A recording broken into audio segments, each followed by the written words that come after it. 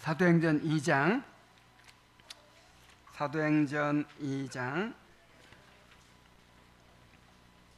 1절부터 끝까지인데 너무 길으니까 4절까지만 일단 보겠습니다. 우리 함께 읽겠습니다. 사도행전 2장 1절부터 4절입니다. 자, 시작. 오순절 날이 이미 이르매 그들이 다 같이 한 곳에 모였더니 호련히 하늘로부터 급하고 강한 바람 같은 소리가 있어 그들이 앉은 온 집에 가득하며 마치 불의 혀처럼 갈라지는 것들이 그들에게 보여 각 사람 위에 하나씩 임하여 있더니 그들이 다 성령의 충만함을 받고 성령이 말하게 하심을 따라 다른 언어들로 말하기를 시작하니라. 아멘.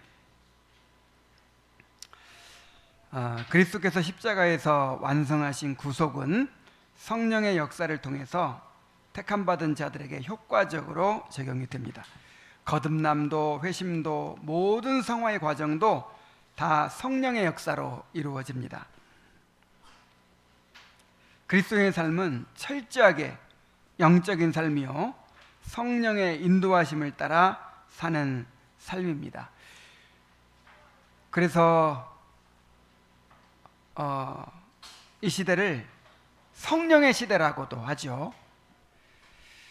자, 그러므로 우리가 성령에 대하여 잘 알아야 하고 성령의 역사를 갈망해야 하고 성령의 역사에 민감해야 합니다. 자, 우리가 지금 읽고 있는 성령의 사역, 회심과 부흥 이런 책들이 정말 귀한 책이라고 생각을 해요. 실제적으로 정말 성령께서 우리 삶에서 어떻게 구원을 이루시고 회심을 이루시고 성화를 이루시는지 또 교회를 어떻게 부흥케 하시고 또 역사하시는지 그런 내용들을 정말 오늘날 사람들이 무지한 그런 내용들을 정말 잘 깨우쳐 주고 있어요. 그래서 우리가 이 성령의 역사를 잘 알고 또 추구해야 될 것입니다. 자, 그런데 우리가 성령의 역사에 대해서 배우려면 가장 먼저 오순절 성령 강림에 대해서 잘 알아야 합니다. 왜 그렇죠? 성령께서 최초로 임하신 사건이니까.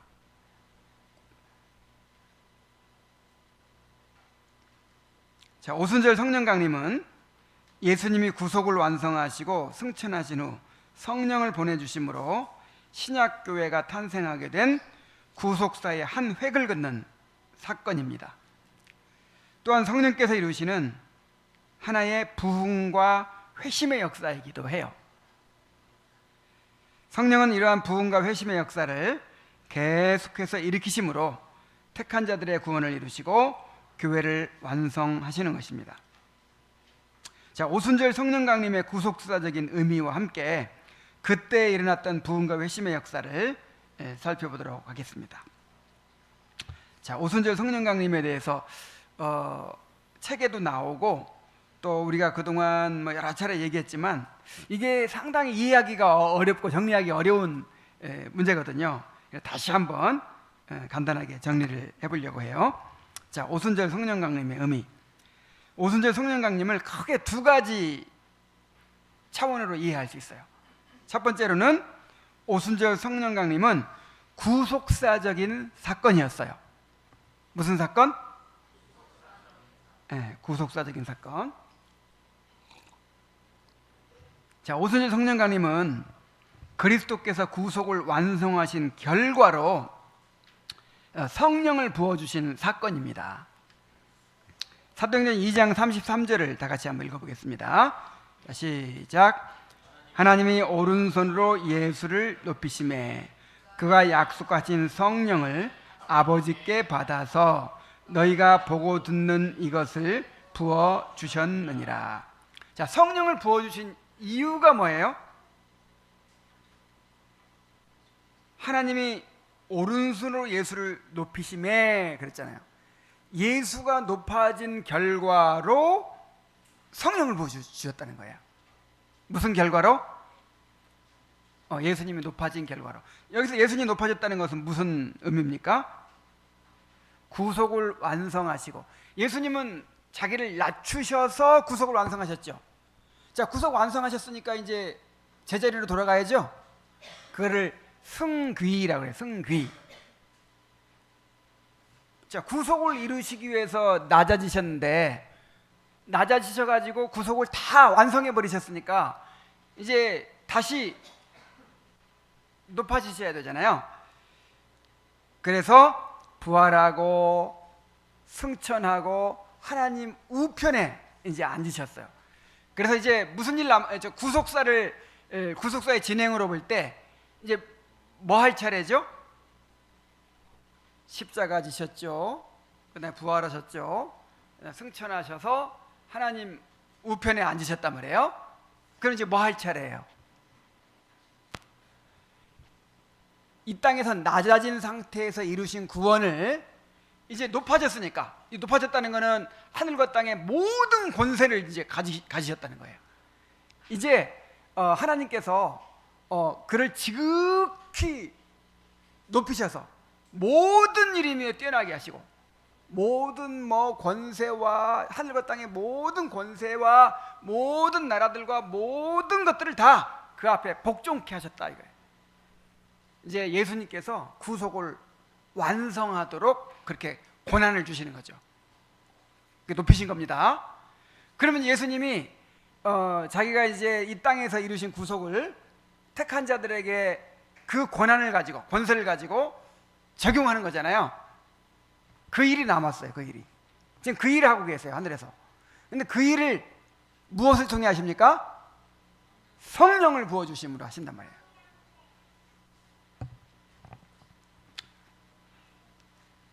성경은 삼위 하나님이 이루시는 구속에 대하여 하나님을 작정자로, 구원을 작정하시고 또 구원받을 자를 택하시고, 이건 누가 하세요? 성부 하나님. 그 다음에 성자를 성취자로, 하나님께 작정하신 구속을 성자 하나님이 실제로 이루세요. 십자가를 통해서 이루셨잖아요. 그리고 성령을 적용자로 계시하고 있습니다. 하나님이 작정하시고 예수님께서 이루신 것을 누가 적용하신다고요? 성령께서 그것을 택한 자들에게 적용하시는 일을 하세요. 지금 이제 그 일이 남아있죠. 하나님이 작정하신 구속을 예수님이 이루셨으니 이제 성령이 오셔서 택한 자들에게 적용하실 차례입니다.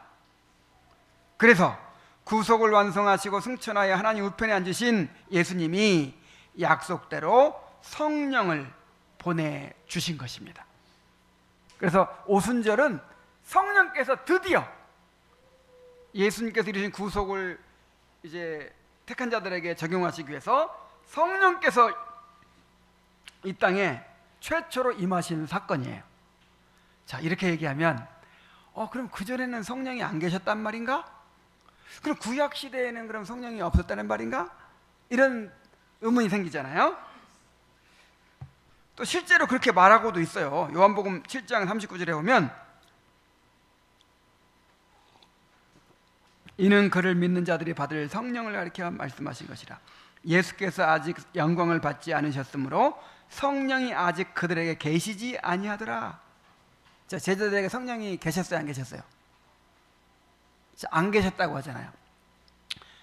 사도행전 1장 5절, 요한은 물로 세례를 베풀었으나 너희는 몇 날이 못되어 성령으로 세례를 받으리라. 자, 성령으로 세례 받는다는 건 성령 받는다는 말이거든요. 그러니까 성령 받았다는 말이에요, 못 받았다는 말이에요? 못 받는 말이죠. 자, 그래서 오순절 전에는 성령이 그럼 안 계셨나? 성령이 역사를 안 하셨나? 이렇게 오해할 수 있는데 또 그렇진 않아요. 자, 구약 시대에 성령이 계셨어요, 안 계셨어요? 계셨죠. 다윗이 성령에 충만해가지고 막 예언을 하고, 사울도 성령에 사로잡혀서 막 예언을 하고, 그 성령에 대한 얘기가 구약 시대에 많이 나오잖아요. 자, 오순절 성령 강림 전에도 제자들에게 성령의 역사가 있었어요. 자, 오순절 성령 강림 전에 제자들이 구원받았다고 했죠. 너희는 나를 누구라 하느냐? 그러니까 베드로가 주는 그리스도시요 살아계신 하나님의 아들이시니이다. 그래서 예수님께서 뭐라고 그러셨어요? 이것은 사람의 지혜로 알 수 없는 것이고 내 아버지께서 가르쳐 주신 것이다. 아버지께서 성령을 통해 가르쳐 주셨단 말이거든요. 그래서 신약시대나 구약시대나 구원은 성령을 통해서 받는 것입니다. 성령께서 죄를 깨닫게 하시고 복음을 깨닫게 하시고 또 믿게 하셔서 믿음을 갖게 하셔서 회개하게 하셔서 구원받게 되는 것입니다. 근데 구약시대에는 장차 메시아가 오셔서 구속을 이루실 것을 바라보고 구원받았어요. 아직 이루어지지 않았지만 하나님이 이루실 것을 보장하시고 그 근거로 구원을 베푸신 것입니다.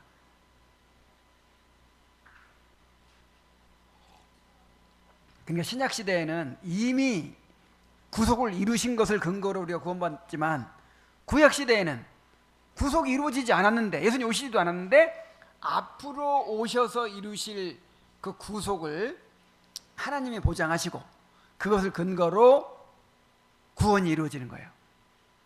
그러니까 그때는 예수님에 대한 계시도 희미했고 성령의 역사도 신약시대만큼 충만하지 못했습니다.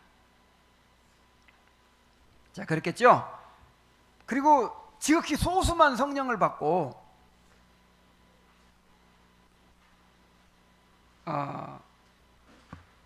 또 성령의 역사도 그렇게 충만하지 못했어요. 자, 그런데 드디어 때가 되어 예수님이 오셔서 구속을 이루시고 성령을 부어주시는 일이 실제로 일어나게 되었습니다. 그러니까 오순절 전까지도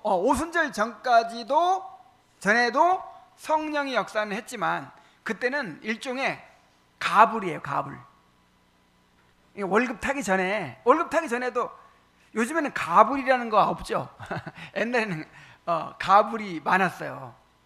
그냥 하루 벌어서 하루 먹고 사니까 그 월급날 전에 미리 조금 타는 거예요. 이번에 뭐 무슨 일이 있어서 가불 좀 해달라. 그러면 한 5%, 10% 조금 줘요. 자, 그런 식으로 아직 월급날이 안 됐기 때문에 아직 구속이 이루어지지 않고 성령이 오실 날이 아직 안 됐기 때문에 구약시대나 오순절 전에는 성령이 임했지만 가불한 정도로 임했다면 이제 월급날이 됐어요. 월급날 구속이 완성되고 성령께서 이제 정식으로 오시는 날이 됐어요. 그게 오순절이죠. 그래서 성령을 부어주시는 일이 실제로 일어나게 되었습니다.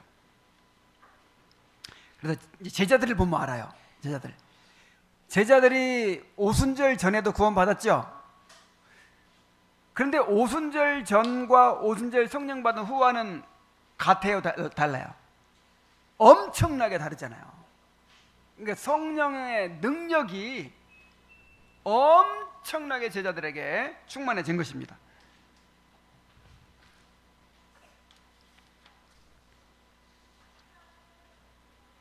그리고 오순절 성령 강림이 구속사적인 사건이었기 때문에 그게 정말 역사적으로 너무 중요한 사건이죠. 십자가 사건, 부활 사건, 승천 사건, 막 그런 사건들에 비견할 만한 그런 역사의 한 획을 긋는 엄청나게 중요한 사건이잖아요.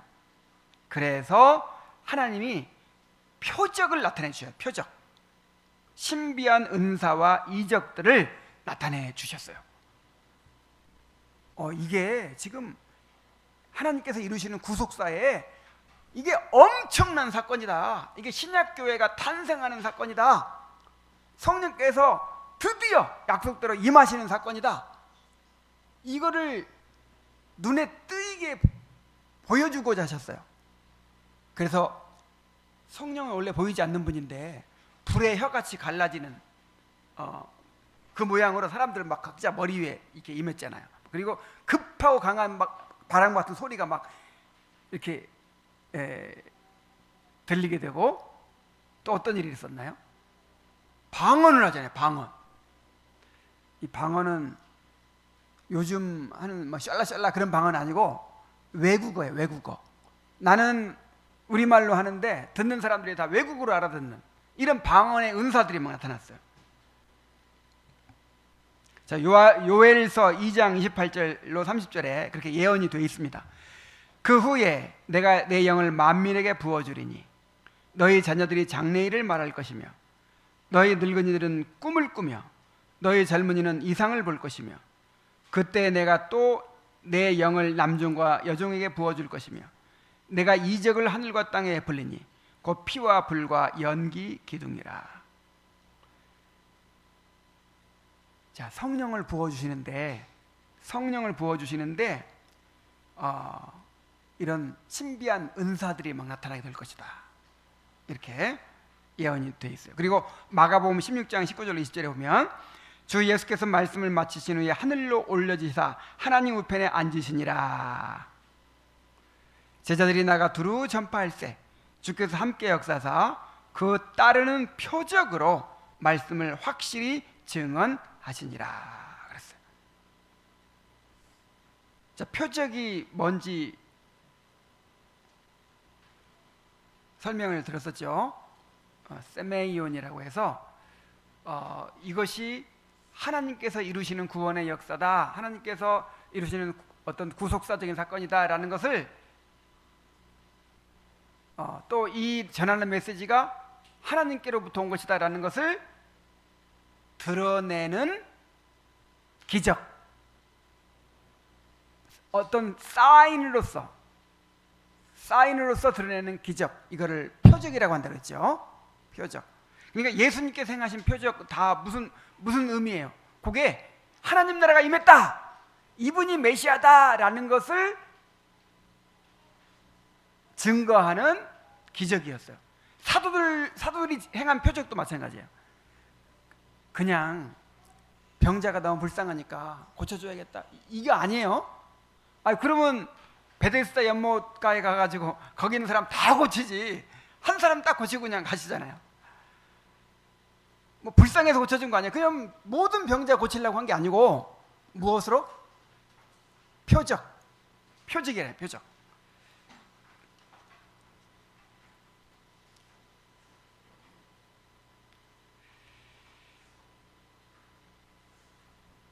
자, 그래서 지금은 그런 표적이 필요가 있어요, 없어요?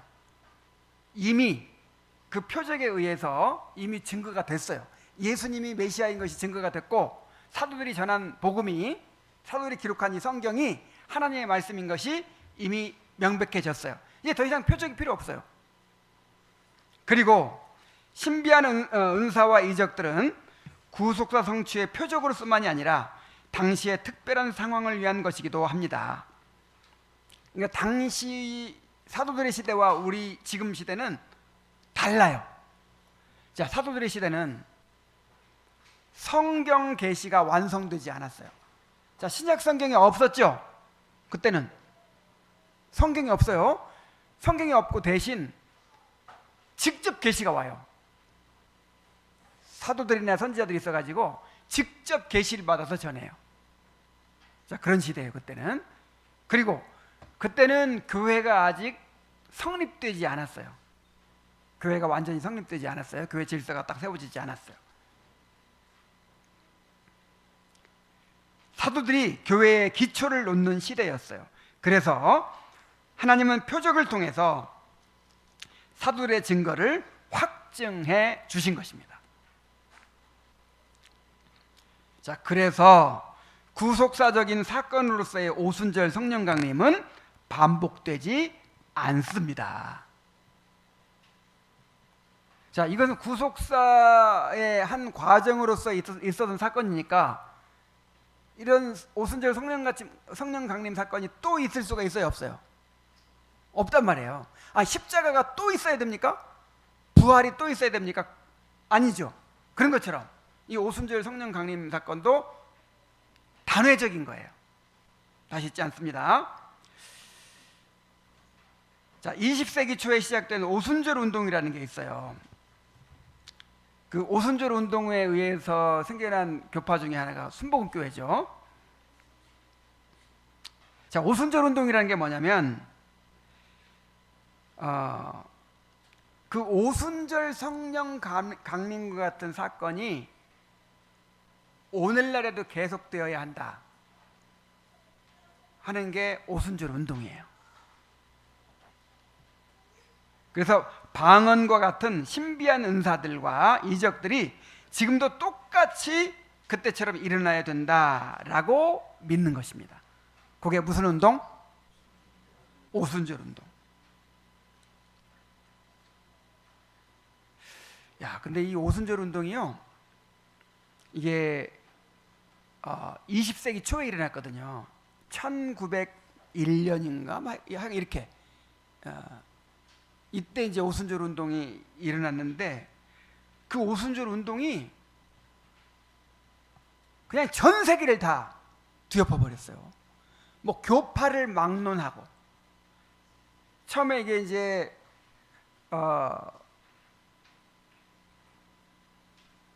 이 감리교에서 이제 요한웨슬레의 그 감리교 운동이 있었어요. 이제 감리교에서 이 성화를 강조하고 정말 성령의 능력으로 완전에 이르러야 한다, 이거를 이제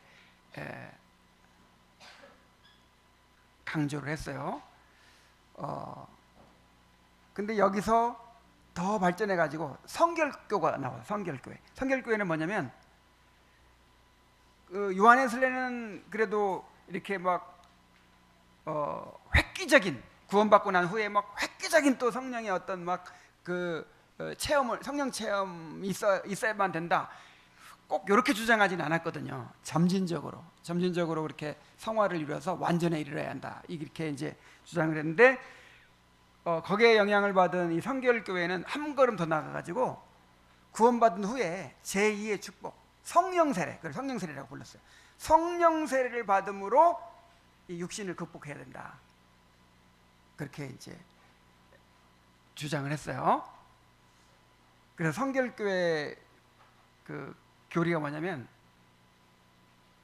중생, 신유, 성결, 재림, 이렇게 네 가지. 거듭나고, 신유는 병고침 받고, 그다음에 성결의 은혜, 그 성결의 은혜라고 해요. 성령 세례 받아가지고 그냥 성화가 확 그냥 이렇게 순식간에 이루어지는 거예요. 성결의 은혜, 성결, 그다음에 재림. 자, 감리교 영향을 받아서 성결교가 나왔다 그랬어요. 그래서 성결교에서 성령 세례를 막 이렇게 강력하게 주장했다고 했어요. 여기서 한 걸음 더 나간 게 순복음교회 오순절 운동이에요. 이제 오순절 운동은 이제 이 성결교 영향, 감리교와 성결교 영향을 받아가지고 그렇게 제2의 축복을 강조하고 성령 세례를 막 강조하는데, 한 걸음 더 나아가서 그 증거로, 성령 세례 받은 증거, 성령 받은 증거로 뭘 해야 된다? 방언과 신비한 은사들이 나타나야 된다, 이런 주장을 하고 그렇게 운동을 하는 거죠. 자, 그런데 이것이 사람들의 본성에 너무 맞은 거예요. 막 느끼잖아요. 막 그 감정을 막 끌어올려 가지고 막 뜨겁게 찬송하고 막 그렇게 사람이 영적인 존재라 막 뭔가를 막 신비한 걸 추구하잖아요. 그러면 이게 뭐 자기 최면에 의해서든 아니면 무슨 뭐 하여튼 신비한 현상에 의해서든 아니면 무슨 뭐 정신적인 것이든 심리적인 것이든 아니면 영적인 것이든 뭔가 희한한 현상이 일어나요. 그래가지고 실제로 체험을 해버리니까 너무나도 사람들이 쉽게 예수님을 믿는 거예요. 이렇게 말씀, 어려운 교리 가르치고 말씀 전하고 이거 너무 어렵잖아요. 근데 그냥 사람 모아놓고 막 뜨겁게 찬송하고 막 감정을 막 뜨겁게 이렇게 열기를 고조시키면서 그런 신비 체험을 하게 만들어 버리면 그냥 변화돼 버려요. 겉으로 보기에는. 그래가지고 이것이 단지 그 오순절 운동하는 사람들, 이 순복음 교인들뿐만 아니라 이것이 감리교회도 장로교회도 심지어 천주교회도 모든 교파에 다 스며들어갔어요. 그래서 지금 장로교회에서 무슨 알파 코스 같은 거 있잖아요. 알파 코스. 이제 알파 코스라는 게 뭐냐면 그 새가족방 공부거든요. 쉽게 말해 새가족방 공부인데 그냥 뭐 이렇게 이론적으로 교리적으로 가르쳐만 가지고는 사람이 변화될 수 없다. 성령 체험을 하게 해줘야 된다. 해가지고 그 새가족방 공부 과정에 성령 체험 코스가 있는 거예요. 실제로 체험한다니까. 내가 해봐서 알아요. 내가 청년 때가 아니라 전도사 때 중고등부 학생들 데리고 이제 수련회 가면 목표가 뭐냐면 전원 100% 방언받게 하는 거야. 그래가지고 50명 데리고 가면 이제 강변에 막 데리고 나가서 밤새도록 막 찬송하고 기도하고 하면요. 그리고 막 이렇게 기도하게 하면 그냥 기도하게 하면 또 잘 못 받아. 그러니까 샬라샬라하게 하면 다 방언을 받아요. 방언을. 그래갖고 이제 안 되는 사람들이 있어. 안 되는 사람이 있으면 그 사람들은 남아있으라고 그래 또. 그래가지고 밤을 새워서라도 다 방언 받아요.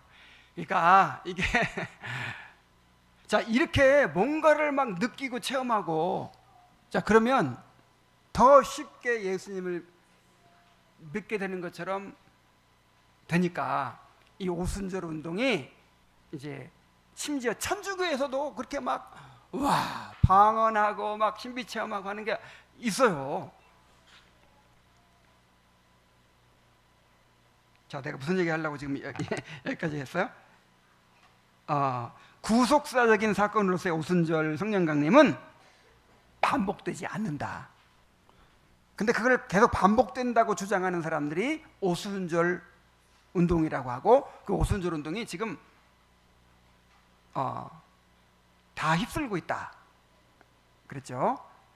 그래서 지금 그 라틴 아메리카라든지 아프리카 이런 데서 그 선교가 막 엄청나게 이루어진다고 하잖아요. 그건 전부 다 대부분이 다 이 오순절 운동 계통이에요. 그 사람들은 뭐 그냥 이렇게 원래 흥이 있는 데다가 이렇게 가난하고 막 그런 사람들 막 이 번영 신학을 가르치고 그 다음에 신비 체험을 하게 하는 거 그런 걸 통해서 그렇게 막 교회들이 커지고 있는 거예요.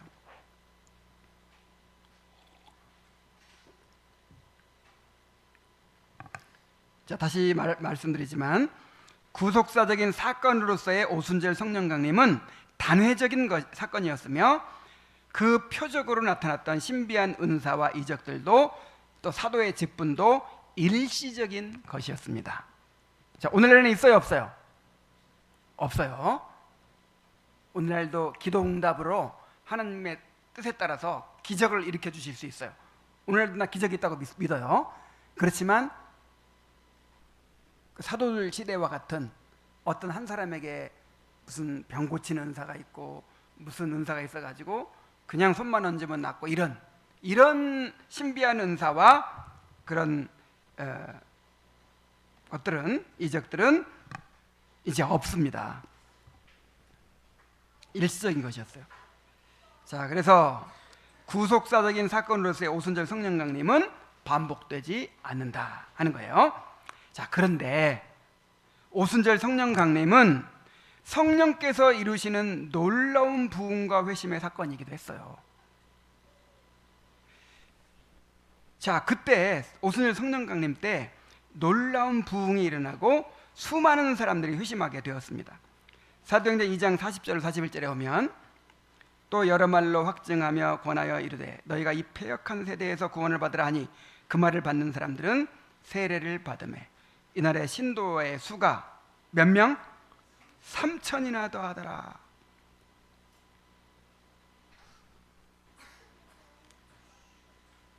자, 실제로 회심이 일어났다는 회심이. 이 집단적인 회심이 일어나는 게 이게 부흥입니다.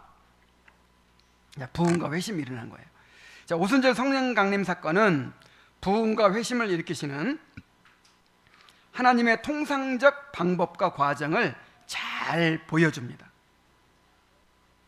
따라서 구속사적인 사건으로서의 오순절 성령 강림은 단회적인 사건이지만 그 일을 통해 일어난 부흥과 회심은 오늘날에도 여전히 반복됩니다.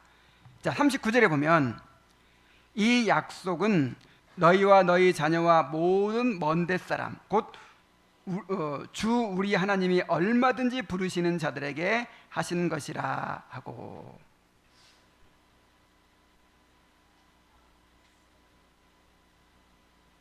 자, 회개하고 세례를 받으라. 그리하면 성령을 선물로 받을 것이다. 이 약속. 회개하고 세례를 받으면 성령을 받을 것이다. 이 약속은 지금 여기 있는 사람들에게만 주어진 것이 아니고 모든 너희 자녀와 모든 먼 데 사람 주 곧 우리 하나님이 얼마든지 부르시는 자들에게 하신 것이다. 그랬잖아요. 그러니까 이 회심은, 이 부흥과 회심은 그때만 일어나는 게 아니고 그때 일어났던 부흥과 회심이 반복된다, 계속된다, 그런 뜻이죠. 자, 그래서 아까는 그 구속사적인 의미에서의 그 성령 강림, 구속사적인 의미에서의 성령 강림을 나타내기 위해서 주어진 표적, 자, 이런 것들이 지금도 반복된다 이렇게 주장하는 오류가 있었죠. 오순절 운동. 근데 또 반대에 또 극단적인 사람들이 있어요. 오직 오순절 성령 강림의 구속사적인 의미만 강조하면서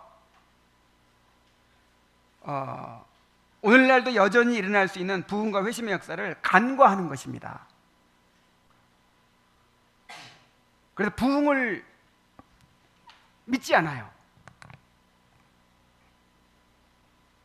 자, 왜 이런 일이 일어나냐면 그 잘못된 성령 운동, 오순절 운동과 같은 잘못된 성령 운동을 경계하는 나머지, 지나치게 경계하는 나머지 실제로 우리가 추구해야 하는 부흥과 회심을 간과해 버리는 거예요. 이제 오늘날에는 부흥 없다 이런 식으로. 그러나 우리는 두 가지를 분별해야 합니다.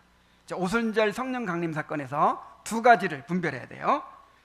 하나는 성령의 외적 사역, 한 가지는 성령의 내적인 사역이에요. 자, 성령의 사역은 외적인 사역이 있고 내적인 사역이 있습니다. 자, 외적인 사역은 뭐예요? 외적인 사역은 신비한 은사, 기사 이적 같은 그런 거를 외적인 사역이라고 해요. 자, 이런 외적인 사역은 성령께서 그 사람 안에 내주하지 않고서도 이루어질 수 있는 사역이에요. 예를 들어서 사울이 예언했죠. 사울이 성령께 사로잡혀서 예언했죠. 그럼 사울이 구원받은 사람인가요? 예를 들어서 또 가룟 유다가 귀신 쫓아내고 병 고쳤죠. 뭐 제자들 파송받아가지고 다 그렇게 했으니까. 자, 그런데 가룟 유다가 구원받은 사람이에요? 그렇지 않죠. 그래서 신비한 은사나 기사이적 이런 거를 성령의 무슨 사역? 외적인 사역이라고 해요. 그래서 이 성령의 외적인 사역은 구원받지 않은 사람에게도 일어나는 거예요.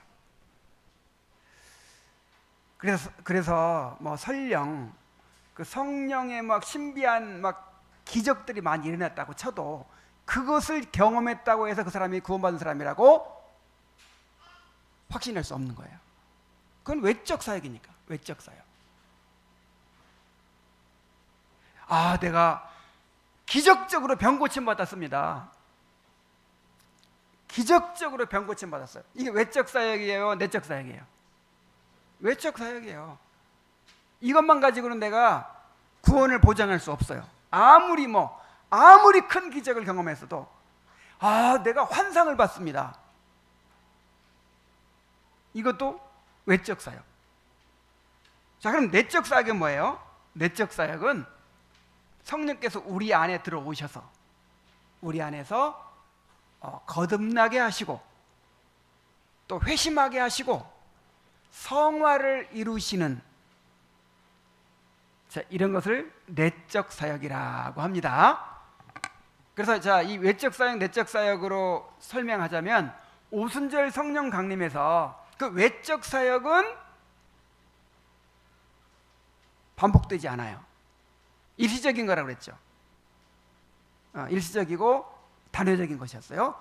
그러나 그 내적 사역, 영혼이 회심하고 또 교회가 부흥이 일어나고 하는 그런 내적 사역은 지금도 계속된다, 지금도 반복된다 라고 하는 것입니다. 그래서 우리는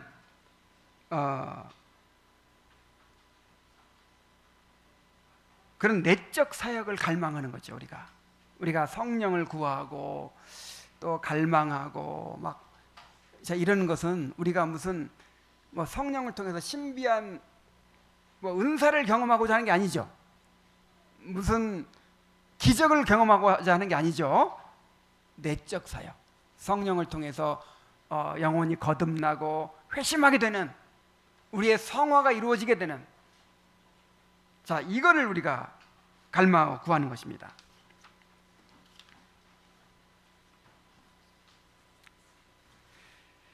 자, 그런 내적 사역이 어떻게 일어나게 됐는지 이제 그 내적 사역을 한번 살펴보는 거예요.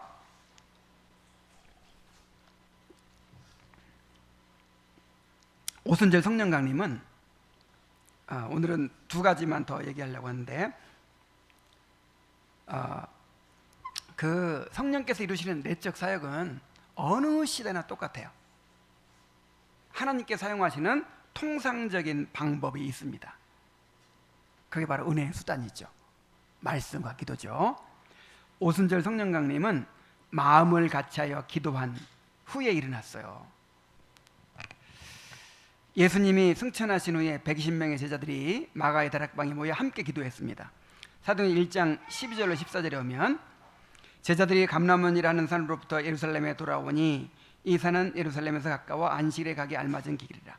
들어가 그들이 유하는 다락방으로 올라가니 베드로, 요한, 야고보, 안드레아와 빌립, 도마, 바돌로메, 마테오 및 알페오의 아들 야고보, 셀로딘 시몬, 야고보의 아들 유다가 다 거기 있어 여자들과 예수의 어머니 마리아와 예수의 아우들과 더불어 마음을 같이하여 오로지 기도에 힘써더라 그랬어요. 우리 한번 따라해 봅시다. 마음을 같이하여 오로지 기도에 힘쓰더라. 자, 마음을 같이하여 오로지 기도에 힘썼다는 것은 첫째로 기도에 대한 전적인 헌신을 보여주고요, 그 다음에 끈기와 인내를 보여주고요, 세 번째로는 공동체의 연합을 보여줍니다.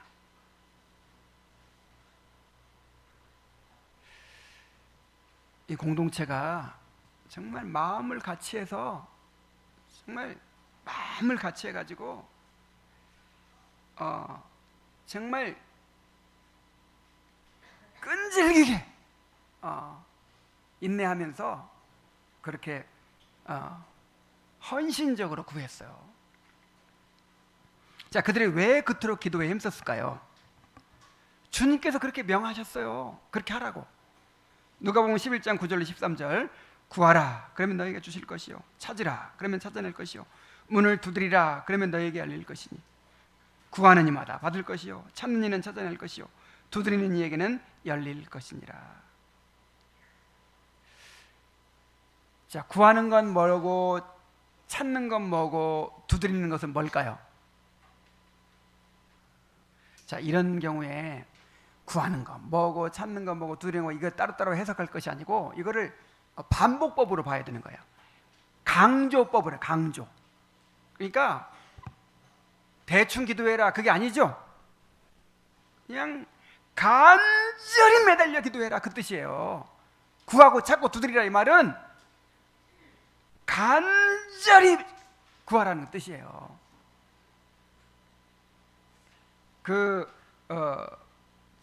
120명의 제자들이 마음을 같이 오로지 기도에 힘쓰더라 그랬잖아요. 이렇게 기도하는 걸 구하라, 찾으라, 두드리라 이렇게 강조를 한 것입니다.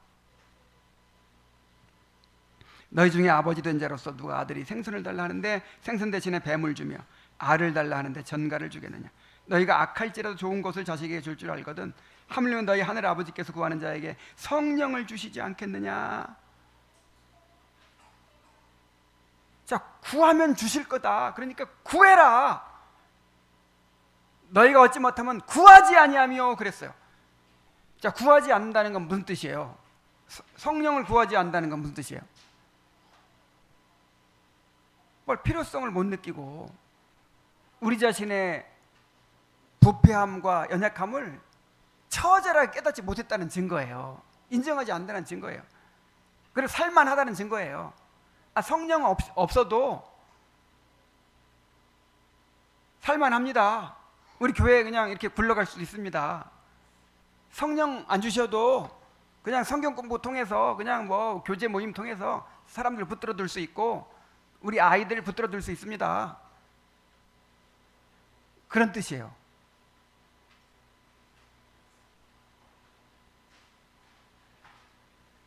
그러나 전적인 헌신과 끈기와 인내, 공동체의 연합을 통해서 그렇게 간절히 구하는 것은 그만큼 낮아져 있을 때만 가능하고요. 그만큼 필요를 느낄 때만 가능하고 그만큼 우리의 부패성과 연약함을 처절히 깨달았을 때만 가능한 일이에요. 우리 힘으로는 안 되는구나. 하나님이 쉽게 주실 수 있는데 왜 그렇게 그냥 간절히 기도하게 하시나? 우리가 깨어지기를 바라시는 거예요. 낮아지기를 바라시는 거예요. 교회의 생명은 성령에 있습니다. 그러므로 우리가 무엇보다 성령을 구해야 합니다. 우리의 기도가 성령을 좌우한다는 것이 아닙니다. 하나님이 기도를 은혜의 수단으로 정하시고 교회가 마음을 같이 간절히 기도함으로 성령을 받게 하셨어요. 우리가 진정으로 부흥과 회심을 원한다면 이렇게 마음을 같이 해서 기도해야 합니다. 이사야 62장 1절과 6절 7절을 전에 우리가 살펴봤던 구절인데 다시 한번 보면 나는 시온의 의가 빛같이 예루살렘의 구원이 횃불같이 나타나도록 시온을 위하여 잠잠하지 아니하며 예루살렘을 위하여 쉬지 아니할 것인지. 자, 시온의 의가 빛같이 나타나고 예루살렘의 구원이 횃불같이 나타나는 게 부흥이죠. 나는 이스라엘이 하나님의 나라가 다시 부흥하게 될 때까지 나는 잠잠하지 않고 쉬지 않겠다. 누가 이렇게 말하고 있냐면 메시아가 그렇게 말하고 있어요. 메시아. 예수님의 말씀이에요. 나는 그렇게 하겠다. 그러면서 우리에게 말씀하십니다. 예루살렘이여 주님의 교회여 하는 말이죠. 내가 너의 성벽 위에 파수꾼을 세우고 그들로 하여금 주야로 계속 잠잠하지 않게 하였느니라. 너희 여호와로 기억하시게 하는 자들아 너희는 쉬지 말며 또 여호와께서 예루살렘을 세워 세상에서 찬송을 받게 하시기까지 그로 쉬지 못하시게 하라. 예수님께서 먼저 잠잠하지 않겠다고 지금 하나님 보좌 우편에서 간구하고 계시잖아요. 그 기도에 우리를 동참시키는 거예요. 내가 이렇게 기도하고 잠잠하지 않을 테니까 너희들도 지금 이 주님의 교회 파수꾼으로 세웠다. 한국 교회의 파수꾼으로 세웠다. 이 세계 교회의 파수꾼으로 세웠다. 너희를 내가 잠잠하지 않고 간구할 테니까 너희들도 이 기도에 동참해라 하시는 것이죠. 우리는 주님께서 자신의 몸된 교회를 세우시는 일에 드려진 사람들입니다. 우리의 사명은 주님의 몸된 교회의 부흥을 힘써 구하는 거예요.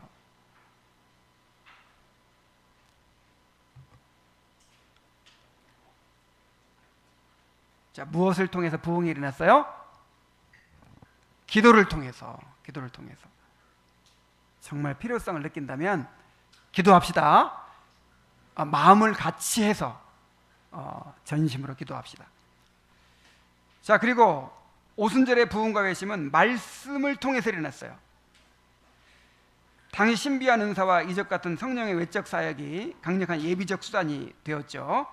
방언의 은사가 사람들의 주의와 관심을 끌고 복음의 메시지에 집중시키는 역할을 했습니다. 그러나 이러한 신비한 은사와 이적들 자체가 회심의 직접적인 원인이 된 것은 아니었습니다. 어떤 사람들은 오히려 이토록 신비한 일을 보고도 그들이 세술에 취하였다라고 조롱을 했습니다.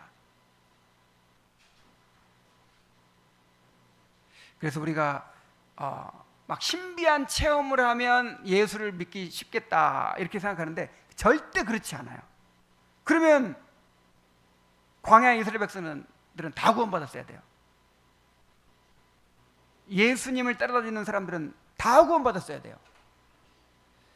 여러분, 이 기적은요 믿음을 만들어낼 수 없습니다. 야, 하나님 한 번만 딱 보여주면 그냥 믿겠는데 보여줘도 안 믿어요. 그러니까 그 인정을 하겠지. 그 기적에 압도돼 가지고 인정하지 않을 수가 없을 거예요. 그러나 믿음이라고 하는 거는 나의 내면에서 인격적으로 생기는 거예요. 하나님께 대한 사랑, 하나님께 대한 신뢰, 하나님을 즐거워하는 거. 요거는 억지로 생겨요? 기적으로 생겨요? 그래서 오히려 기적이 방해가 된다는 거예요. 방해가. 진정한 믿음을 생기게 하고 사랑을 생기게 하는데 방해가 돼요. 재벌집 아들이 가난한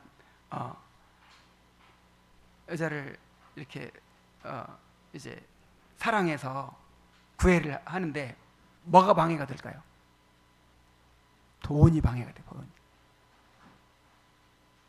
집 면목을 가리는 거예요. 그 사람의 집 면목을. 그래서 드라마에 보면 감추잖아요.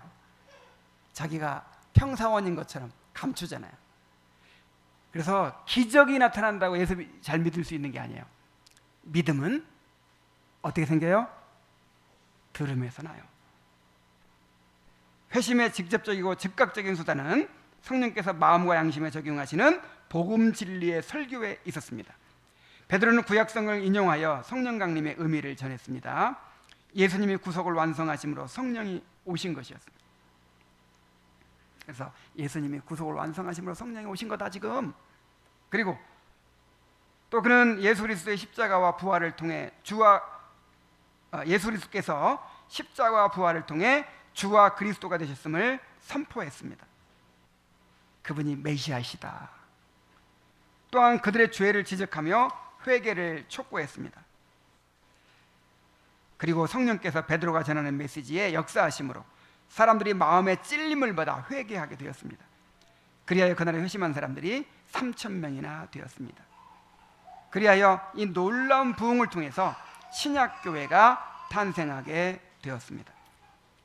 하나님은 말씀을 사용하여 부흥과 회심을 이루십니다. 성령은 반드시 말씀을 통해 역사하십니다. 자, 말씀이 전해진다고 항상 그런 성령의 역사가 일어나는 건 아닐 수 있어요. 그러나 말씀을 기반으로 해서 성령께서 나중에라도 역사하십니다. 자, 철로가 놓인다고 해서 항상 기차가 지나가지는 않을 수 있어요. 그러나 철로가 없으면 기차가 지나갈 일이 있어요, 없어요? 없어요. 철로가 놓여 있어야 언젠가 기차가 지나가요.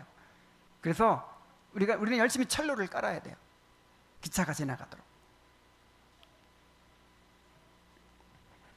교회 안에 하나님의 말씀이 권능 가운데 선포되도록 기도해야 합니다. 우리가 그 말씀들을 소중히 받아야 돼요. 제가 늘 하는 말이지만 교회의 표지 중에 하나가 말씀이잖아요.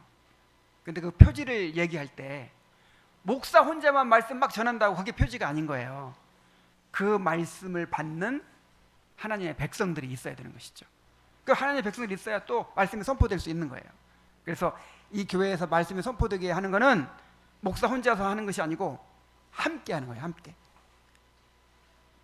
늘 말씀드리지만 지금까지 이만큼 말씀이 선포된 것도 저 혼자 한 것이 아니고 여러분들이 그만큼 예배에 잘 참석하고 말씀을 사모하고 그렇게 말씀을 듣고자 했기 때문에 선포되었던 거예요. 우리가 말씀들을 소중히 받아야 합니다. 그리고 사람들로 하여금, 우리 자녀들로 하여금 말씀을 들을 수 있도록 도와야 합니다. 오순절의 부흥과 회심은 성령께서 통상적으로 사용하시는 방법인 말씀과 또 기도를 통해서 일어났어요. 은혜의 수단을 의지해서 부흥과 회심을 추구하도록 합시다. 자, 이제 우리 함께 기도하는 시간을 갖겠습니다. 먼저 말씀에 따라 기도합니다.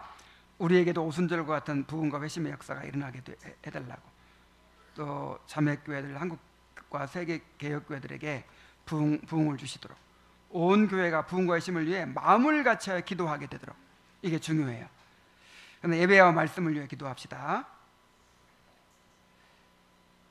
그 전해지려고 있는 말씀 가운데 성령께서 역사해 주시도록 기도합시다.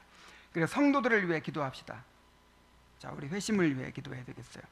최영우 형제와 김경진 자매를 비롯해서